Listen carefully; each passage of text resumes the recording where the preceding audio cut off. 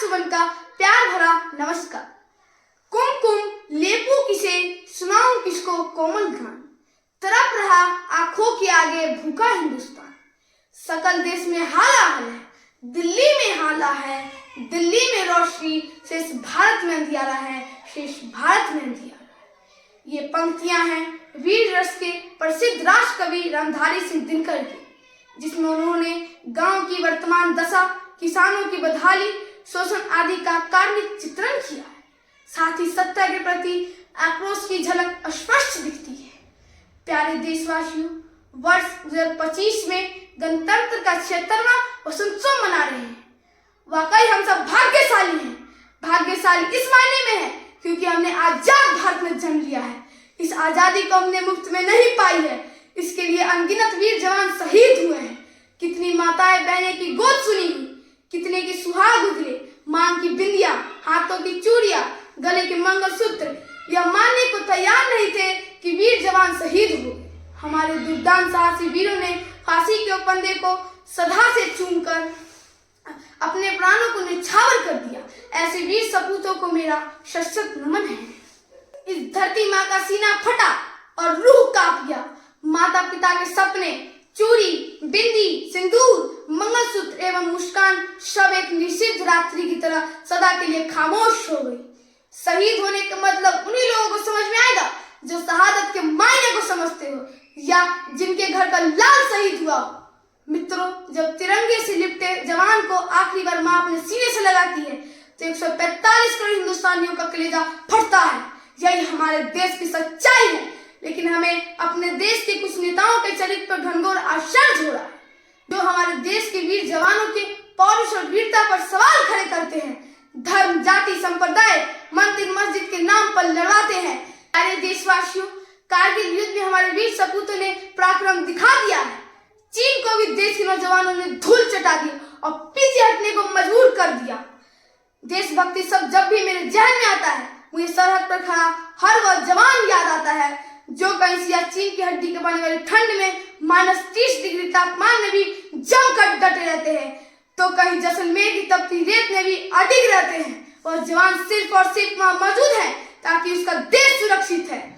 दोस्तों, एक बहुत बड़ी कुर्बानी के बाद हमें यह आजादी मिली है। तभी तो बिस्मिल आजिमाबादी ने क्या खूब लिखा है, सरफरोशी की तमन्ना अब हमारे दिल में है, देखना है जोर कितना बाजुए का तिल में है। वक्त आने पर दिखा देंगे तुझे ये आसमां, हम अभी से क्या बताएं क्या हमारे दिल में है, क्या हमारे दिल में है। आजादी माने अपनी व्यवस्थाओं में जीना, स्वदेश मतलब अपनी व्यवस्थाओं में जीना, गणतंत्र माने अपने तंत्र में जीना। तब हम असली मायने में स्वतंत्रता की बात कर सकते हैं। लेकिन दुर्भाग्य से 78 वसंत बाद भी हमारे पास न ही अपना मातृभाषा और न ही अपना मौलिक संविधान है। हमें यह कहने में तनी भी गुरेज नहीं है कि 78 वर्ष से इस देश में अघोषित आपातकाल लगा हुआ है, क्योंकि आम लोगों की उन्नति, सुरक्षा, अधिकार, हक हुकूक को दिलवाने में सारे तंत्र फेल है। यही कारण है कि आम आवाम परेशान, फटेहाल और भयभीत है, जिन्हें सिर्फ और सिर्फ 2 जून की रोटी कैसे मिले इसकी चिंता सताती रहती है। ध्यातव्य है कि 26 जनवरी 1950 को इस देश का संविधान लागू हुआ था। उस वक्त इसमें 22 भाग, 395 अनुच्छेद और 8 अनुसूचियां थी। लेकिन सितंबर 2024 तक भारत के संविधान में 106 बार संशोधन हो चुके हैं। अब इसमें 25 भाग, 448 अनुच्छेद, 5 परिशिष्ट और 12 अनुसूचियां हैं। इतने संशोधन किसी संविधान में तभी हो सकते हैं जब उसमें कोई बहुत बड़ी कमी हो या कोई बुराई हो या वह हमारी जरूरतों को पूरा करने में अक्षम हो। अन्यथा इतने संशोधन होने के कोई औचित्य नहीं है। अर्थात संविधान अब ओरिजिनल रहा कहाँ। तभी तो स्वर्गीय राजीव दीक्षित ने अपने भाषण में कोट किया था, अंग्रेजों ने एक कानून बनाया था इस देश पर रूल करने के लिए, 1935 में गवर्नमेंट ऑफ इंडिया एक्ट। उसी का हूबहू नकल है भारतीय संविधान और कुछ दूसरे देश के संविधान में से कुछ चीजें निकालकर भारत का संविधान बना दिया। संविधान सभा में डॉक्टर भीमराव अंबेडकर, सरदार वल्लभ भाई पटेल, सच्चिदानंद सिन्हा, जवाहरलाल नेहरू, राजकुमारी अमृत कौर, सरोजिनी नायडू सरीखे और बड़े बड़े दिग्गज नेता थे, जिन्होंने अपने बयानों में स्वीकार किया या संविधान क्रांतिवीरों और शहीदों के सपने को पूरा नहीं कर पाएंगे। संविधान सभा के ड्राफ्टिंग कमेटी के चेयरमैन डॉक्टर भीमराव अम्बेडकर ने 1953 में राज्यसभा में बोलते हुए कहा था, यदि कोई मुझे अनुमति दे दे तो मैं पहला व्यक्ति होऊंगा जो संविधान को जला दूंगा। पत्रकारों ने पूछा, आप ही संविधान के निर्माता हैं और आप ही इसे जलाने की बात कर रहे हैं? अम्बेडकर जी का जवाब था, इस संविधान से भारत के किसी व्यक्ति का भला होने वाला नहीं है। ये बेहोशी था अम्बेडकर जी का।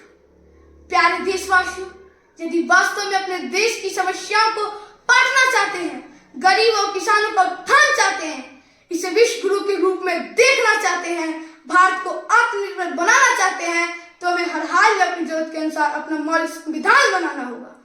विद्रोही महाकवि रामधारी सिंह दिनकर की पंक्तियों का गौर फरमाएं।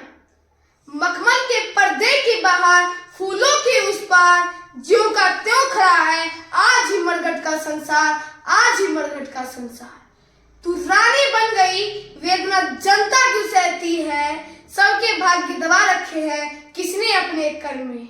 उतरी थी जो विभा हुई बंदनी, बता किस घर में। समर शेष है यह प्रकाश बंदी गृह से छूटेगा, और नहीं तो तुझ पर पापनी महाब्रश टूटेगा, महाब्रश टूटेगा। मित्रों, हमें ज्ञात है कि हमारे देश में अंग्रेज व्यापार करने ही आए थे और हमें गुलाम बना लिया था।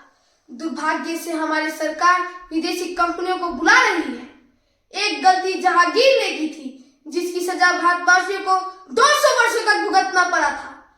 लगता है कि जहांगीर की आत्मा हमारे देश के नेताओं में प्रवेश कर गया है। यदि वास्तव में भारत को स्वावलंबी और आत्मनिर्भर बनाना चाहते हैं तो हमें विदेशी वस्तुओं का परित्याग कर हर हाल में स्वदेशी अपनाना होगा। पीएम श्री नरेंद्र मोदी जी के आह्वान के अनुसार वोकल फॉर लोकल के लिए ईमानदारी से काम करना होगा। हमें भारत के दिवंगत पूर्व प्रधानमंत्री अटल बिहारी वाजपेयी सरीखे वसूल वाले नेता की जरूरत है, जिन्होंने संसद सत्र को संबोधित करते हुए कहा था, सरकारें आएंगी जाएंगी, पार्टियां बनेंगी बिगड़ेंगी, मगर यह देश रहना चाहिए। उन्हीं के शब्दों में कहना चाहूंगा, हार नहीं मानूंगा, रार नहीं ठानूंगा, काल के कपाल पे लिखता मिटाता हूँ, गीत नया गाता हूँ, गीत नया गाता। आज हम काफी हद पर है। लोकतंत्र का चौथा स्तंभ मीडिया भी सत्ता के सामने नतमस्तक है। कुछ मीडिया कर्मी भी सत्ता के साथ मिलकर मलाई खाने में मशगूल है। उसे जाति, धर्म, संप्रदाय, मजहब, मंदिर मस्जिद के डिबेट से फुर्सत कहाँ है। वह खुद अपनी सुरक्षा की भीख मांगते नजर आता है। श्रेष्ठ कवि दिनकर जी ने मीडिया की ताकत को समझते ही लिखा था, कलम देश की बड़ी शक्ति है, भाव जगाने वाली, दिल ही नहीं दिमागों में भी आग लगाने वाली, दिल ही नहीं दिमागों में भी आग लगाने वाली। दोस्तों, हम इस देश के चतुर्दिक विकास में अपना अपना योगदान दें, क्रांतिकारी उस सपने को साकार करें जिन्होंने फांसी चढ़ते वक्त देखे थे। सिर्फ सरकार बदलने से राष्ट्र का विकास नहीं होता।